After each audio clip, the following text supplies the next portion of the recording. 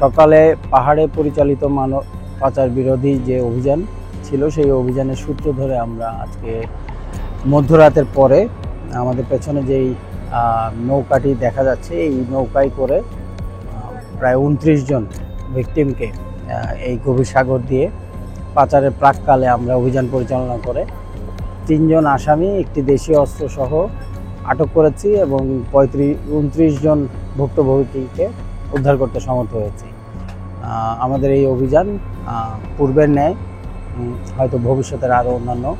অভিযানের দ্বার উন্মুক্ত করবে। আমরা প্রয়োজনীয় তথ্য উপাত্ত পর্যালোচনা করব,